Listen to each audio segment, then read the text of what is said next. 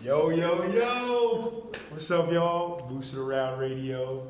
I got my man, Tristan, my dog. Yes. My lead rebounder, my lead point getter, my lead disher, my lead. You know what I'm saying? That's what I'm going to call it, my lead. All right, I'm so excited to have you on, T. How are you doing today? I'm doing great. I'm excited to get this done. It's been in the books for a while. I'm super excited to chat. Yes. So let's just start it off with, this is Monday, February 24th, and we just won our UA Conference Championship. So, Tia, I just wanted to ask you, how does it feel to achieve this goal that, we've set out at the start of the season? Yep. And just achieving a goal in general, this is as you being in a different role from UVA, just tell me about how you feel after achieving this goal. Extremely thankful. I was here having the opportunity to play. It's been an absolute blast. And at the beginning of the year, we had a lot of new pieces. We saw the potential, and this was one of our two main goals. It's like the UAA championship, and to achieve it was really sweet. And I know that as time goes on, it'll still be sweet, but that'll fade. But just the way we were able to accomplish that goal, I think the way we were able to come together with such new pieces, I'll remember that the most. And while I enjoy it, it's very clear to me that we're all focused on the larger goal we have to go deep in March. So just extremely thankful and just glad to have the stepping stone going to the last bit of the season. Right, because to expand on that, I actually posted my story of me cutting the net, and I said small wins. And a lot of people were even CT was swiped up on my story and said, "Hey, Moose, this is a big accomplishment. I don't know if this is a small win." And I'm like, I know it's not a small win, but I know our team has a bigger goal that we want to accomplish. So in the grandiose scheme of things, this is our small win, as they say. Yes. And to go off more goals, was there any individual goals that you had coming into the season? I know you're on the MVP ballot for D3, which is crazy. Yeah. I don't know if you came in thinking that was going to be something you could achieve, something you couldn't achieve, but that's already an amazing feat for you, and I'm so happy for you as well. But are there any other individual goals that you had in mind for this year? No, I mean, it's hard to have a starting point to go off of, because at the walk on at UVA, I didn't play much. I was very confident in my game. Very good, by the way. There's some nice highlights there. Oh yeah, there we go. I should throw those up. From UVA. Have to edit those in. The 2 highlights, yeah. But individual goals. I mean, I wanted to come to a D3 school, have the opportunity to play and win, and whatever that looked like, that's what I wanted to do. Right. And I knew I was capable of providing in a greater capacity than I did at UVA. Obviously here at D3, on the court, to lead and to play. But I had no idea what that was going to look like. I mean, I felt very confident to go out there and be the best player on the team because of the work I put in. Right. But I really just had no reference point. And the way it's worked out is just, beyond belief. I'm super thankful for the way it has. Right. Feeling very confident in my role and the way I'm able to provide for this team. And yeah, I just came in, I was like, I want to play and I want to win, and this is the way I'm able to best support the team in doing that, and it's awesome. Yeah, very proud you're here. Yeah, I'm very proud you're here. You're very proud you've contributed to us winning in a very high manner. And I want to ask you more about that UVA experience. How was that, the 4 years you were there, I know you only played, was it for 2 years you were on the team? Yes, full roster member for my last 2 years, junior and senior year, yep. So, can you tell me, first off, tell me your story of going to UVA and being on the team. He was not, originally on the roster until his junior year. Correct. So, just please tell me about that. That's a... Gladly. Yeah. He said gladly. He's been waiting for somebody to ask. Yeah, it's a fun story. I think it's, I think it's just God's hand was very much present in this. So UVA was on my list academically. Right. Basically, the story is I had some D3 interests around the Virginia area. Right. And, Can I get some names, by the way? Or? CNU, Virginia Wesleyan, those are the two big ones. Yeah. They're doing good this year. They're doing very good. So I had the interests, opportunities, but to me it was I didn't want to like sacrifice the academic experience just for basketball. Like I wanted to play. I would love to have made both work, you know, in some sort of scholarship fashion, but you know, I had the opportunity to go to UVA based on academic merit. I got in, and I was like, okay, Great, by the way. yeah. And my high school coaches, you know, Junior Burrow and Jamal Robinson played at UVA, so I had a connection with the associate, who's still the associate, Jason Williford. And so I knew if I went to UVA based on academic merit, I had that connection, and maybe I could just try and walk on. But I didn't know if that was a sure thing. So I decided to, you know, send some film in and try that. I was like, okay, here are the tryout dates. And so my plan was to go to UVA and like hopefully have an opportunity to walk on, but there was a reality where that wouldn't happen, and then I'd probably And those tryout dates, you know, there's a lot of people coming to those tryouts. Like every area of basketball is coming to those tryouts, whether you're really bad and think you're good, and then you're really there really was a good. mix. Yeah, there was a mix. There's definitely a mix. Do you think they knew how to divide that mix, or is it like they already know who's already like actually in the running for this, and then who's just able to sign up? Great question. Yeah, they got a sense early, and so my first. What did you guys do, like layup line? It was 80% defense actually. This is typical UVA fashion. Okay. Yeah. So the tryout. So my first year, I was coming in and expecting the tryout, but COVID happened. You know, March. By May, it was like, okay, like what's going on? I know I'm starting school in, you know, late August, early September, and they canceled the walk-on tryouts my first year at UVA. So there was like no opportunity to try out. At all. No. And what did you do? Like, did you still hoop like as consistently as possible? Or As consistently as I could, yeah. So the like, you know, director of player ops was like, try again next year. We don't have tryouts this year because of COVID. I was like, okay. So in that moment, I had to make the decision of like, do I still want to? That's like a whole year. Like I'm gonna have to wait. Like, do I want to like just try and like put in the work to stay ready, or just kind of want to move on? And I decided like I just want to give this a shot. So I would like bike almost every morning to like there's like an outdoor basketball park called Tonsler, and because all the gyms were closed because of COVID, they're like you couldn't even go in and hoop. So I would just bike, play outdoors. That summer I was in Dallas for an internship. Had a really nice like gym there, basketball, like weightlifting. Continued to work, and then came back the following September for tryouts. And so the tryout was basically like some patented UVA drills, some shell, like 5-on-5 at the end, some slides. I think I quickly differentiated myself. And for that year, I was awarded a practice player role. Okay. So it wasn't. And did they give anyone a role? Like, did they give anyone a role to be on the team for that tryout as well, or was it just only 3 practice?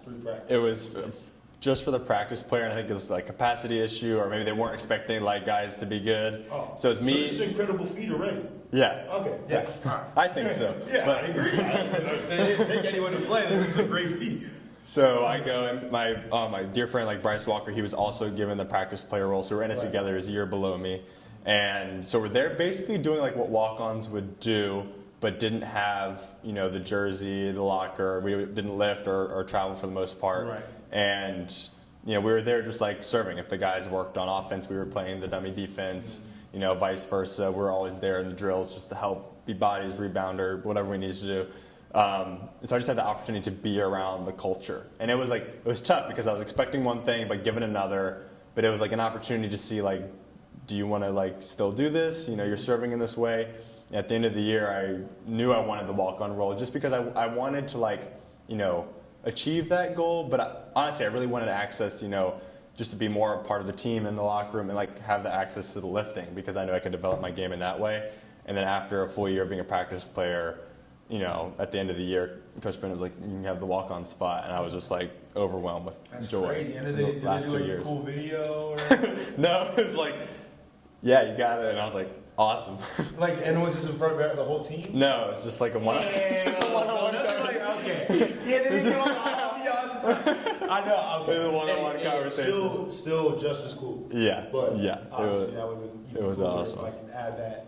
Yeah, like the private video. So obviously during this time you're like hooping a lot, Mm-hmm. and I know now from being around you every day and seeing you go through your daily progressions, you do a lot of note taking. Yes. So you have your notepad actually right now. Always. So Nope, I can't wanted to read that. ask you because I remember also I was on the plane and I was I don't know if you're like, when you're like sneak hearing, it's called eavesdropping, but I was sneak looking Sneak at hearing. you, and you were like writing notes down from the game, and Oh my like, gosh. this is like a 30-page like. Oh, my OneNote, yeah. Yeah, it's like a 30-page thing, and I'm just like, all right, when we do our podcast, I'm asking about it. So, note taking is Yes. very important to you, and I want to ask you, how did that start, and how does that help you play or help you go about your day?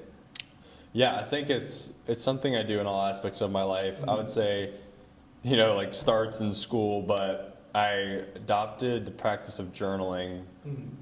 My brother's huge on that, by the way, Yeah, journaling. 8th or 9th grade, and was kind of consistent. But like my freshman year at UVA, I really buckled down and was like journaling a lot. I think it's just I process my thoughts best when I write them out. So I just know that about myself. So whether I'm journaling about my day or what I'm grateful for, like praying while I write, I'll always have like my journal with me, or whether I'm like, we're in here watching film, like I'll just write some notes down. Just it helps me process, and also like I don't forget anything too. Right. And then I keep a running tab like on my computer or stuff like takeaways from the game, just so I can look back for reference, because like you lose a lot of stuff, and like the It's hard more to you can retain. keep it, Yeah. I think the more accurate information you can have moving forward. So it's always been a practice. Started with journaling, that became very consistent, and then now I kind of have like a running doc on my computer. That's the journal, but also like my notebook too. So is there like a method to this madness? A method to the Or madness. it's like, do you write like, okay, my notes from Brandeis, and then it's like, I did XYZ wrong or XYZ right, or is it like just a kind of holistic? I don't know. Like, how do you write Yes, this down? great. I would say just the overarching theme is what I think is most important. For basketball purposes, I'll do like what's something or some things I did well, something or things I didn't do well personally, and then I'll like extrapolate it to the team and be like, okay, what are things we need to work on? Right, and then- What's something we did well? And just like, and then I think the most important thing I've gotten from that is like, what are like the themes over the games? Like, okay, clearly this has came up 3 or 4 times. We're really good at this, or we really need to work on this. So yeah, just kind of like key takeaways, nothing too crazy methodology-wise, just like what do I think is most important and what I capture. Yeah, I definitely, for me, myself, I try to journal. I do a little bit of journal, but I can never stay consistent with it. And that was going to be my next question for you, because even the timing of this podcast, like I knew if I wasn't here at 3, this podcast would not have happened, because T-How would have had another obligation. So I know you're really consistent. You're even keel with everything you do. Like it's like boom, boom, boom. I was actually telling your mom about this the other day, and how I'm so inspired and grateful that I got to know you because of this. So like, why? Like, how do you keep that consistency in your life, and how has like that been for you? Yeah. Being consistent. Yeah, I'm definitely not perfect at it, but I think like anything. But you're good at it. You are very good at it, and it's a lot better than most of the average people. Like anything in life, I think it just takes reps, and I think the reason behind it is like if you want to get the most out of your day and your life, I think you just try and be as efficient as you can, and so the more you can plan it out and just adhere to the schedule, the better.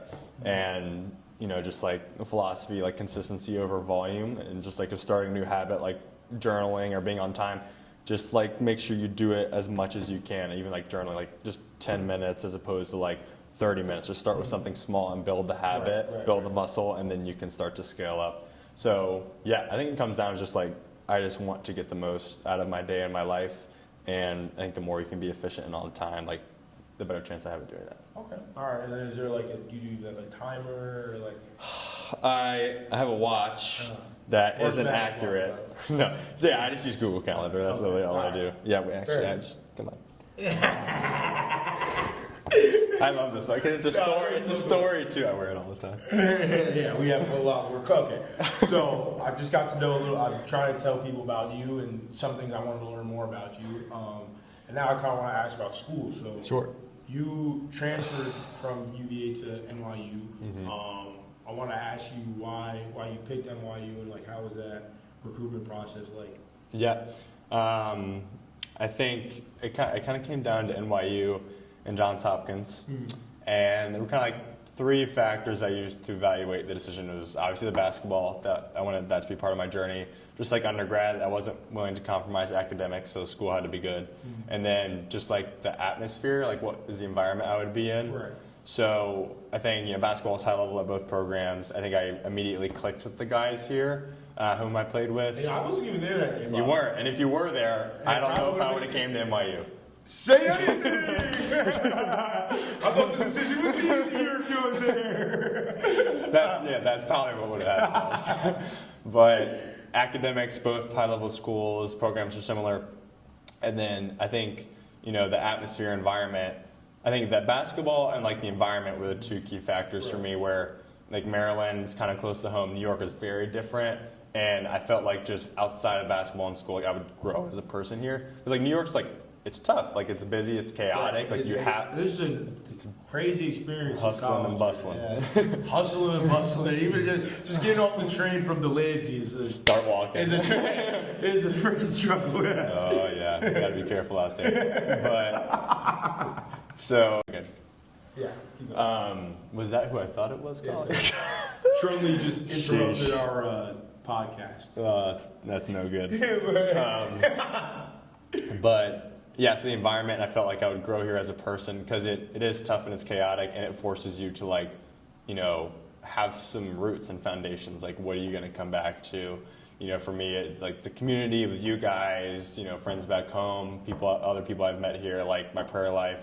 So I knew I would like be pushed in that way and like grow just as an adult. And the basketball too, I connected with the guys. I saw my role here very clearly as like, okay, like I can have the opportunity to do like a lot of different things on offense and defense here. Zay was like, you have a spot at the apartment if you decide. I'm like, that takes a lot of pressure off because I have like no idea where I would live. Right. So yeah, I think those were my three criteria, and the environment and basketball like clearly clicked. Academics was like great, so it was like no brainer NYU. So let's do it. Decision? Yeah. Now that I've actually met Moose, I know that I've made the right decision. And okay, so now that we spoke about school a little bit, we might have an extra year. We don't know yet.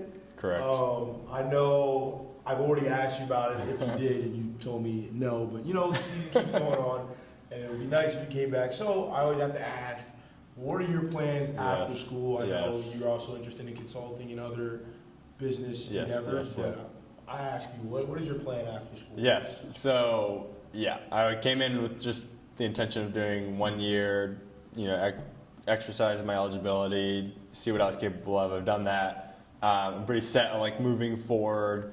It's still like once the season finishes, I think I'll really have the opportunity to just decompress and like think about it more and really make a final decision. And I know that, like I know I'm feeling a certain way now, but just like to have another period when it's all said and done after the season. Hopefully by the last week in March, that's when we'll stop playing.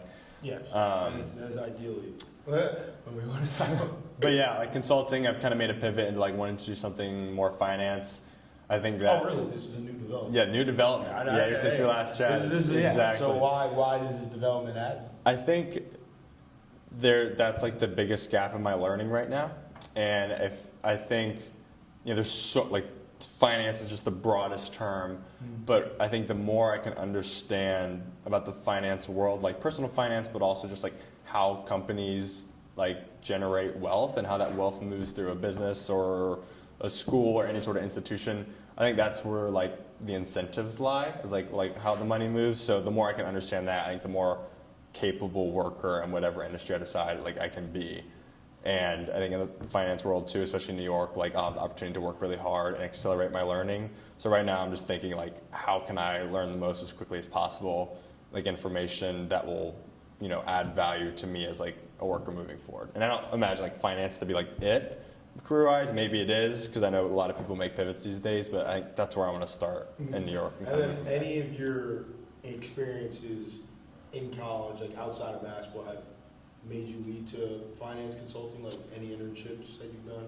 Great question. I think just like, talk about the environment of New York, just being here and just like feeling the space, like you just kind of like walk and it's busy, and I think some people are just have their blinders on, which is tough.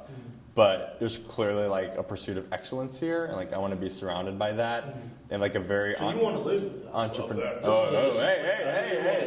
You want to live in New York. Yes, I think I would love to have a job in New York for X amount of years after NYU. I did not know that. You give me suburban vibe. Or maybe, I'm not I'm Suburbia? Suburbia, yeah. I mean, but you could always move to the suburbs and commute to the city. Yes. As I actually see as something you would do. Yes. Yeah. So actually, yeah, live in New York, sure. Like I could do Manhattan or like Brooklyn. Like definitely want to find like the cheapest option I can that like makes sense. So I would definitely commute in, but like to work in New York for X amount of years, I think that is like what I want to do. Working on like the job part right now, hoping something clicks. But yeah, I think I like in the entrepreneurial kind of mindset here. I really appreciated.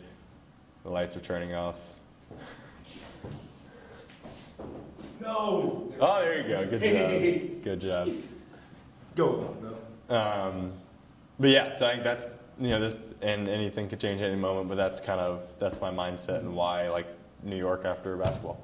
Fair enough. Okay. And I know that a lot of these things that we've spoken about and a lot of the things you've done in life have been a thing of your faith. And you're a very religious person from what I've known from you and I've met from you, and I ask you about, if anything, I have any questions about my faith and God and my relationship, I always go to you. Yes. And I wanted to ask you, like, how did that belief, like your rigorous faith, like how did that happen, and why are you so religious? Like, why did that happen?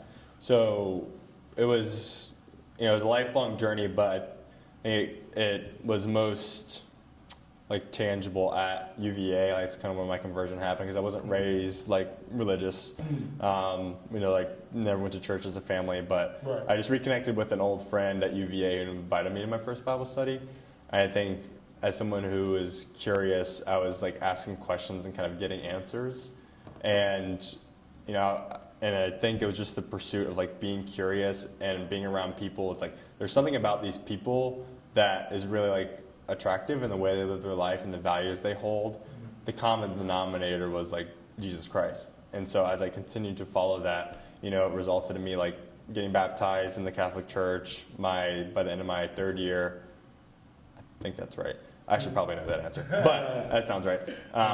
But yeah, and I think, and for me, it was pivotal when the belief in like Christ started to alter my relationship with basketball. One that was focused on outcomes and performance was now about like how can you just like grow as a person and serve something bigger than yourself. And I credit that too to the pillars at UVA, like humility, passion, unity, servanthood, and thankfulness.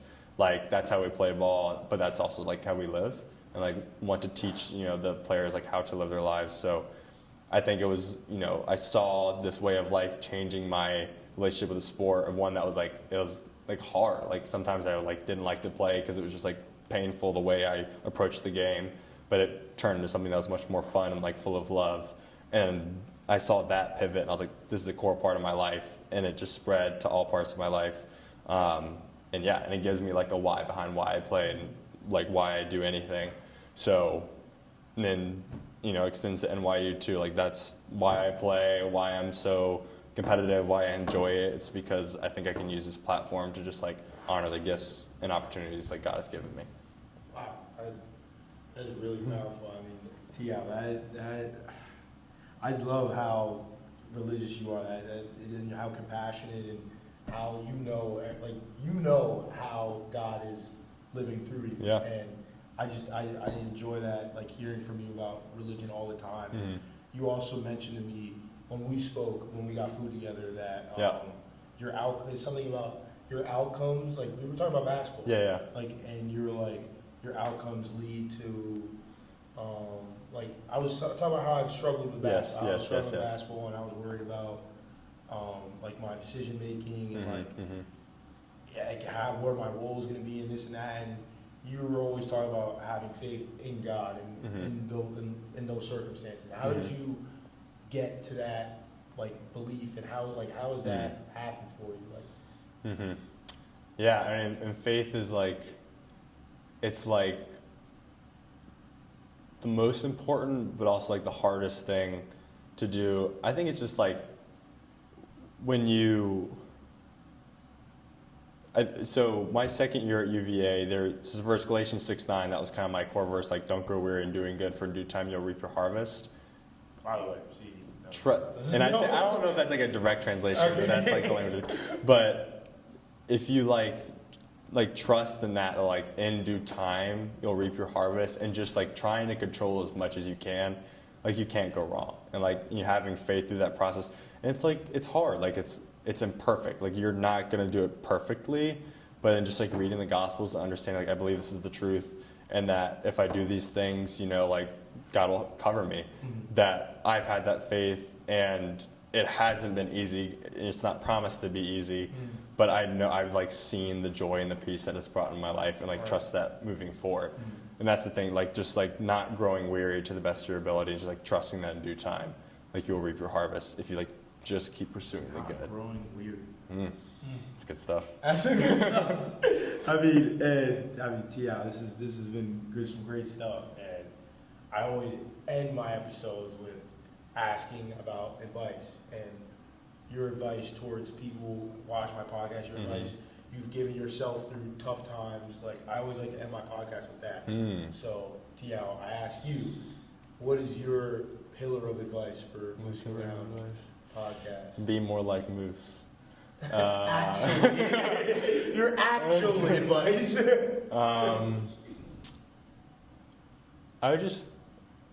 I would be very clear about your why.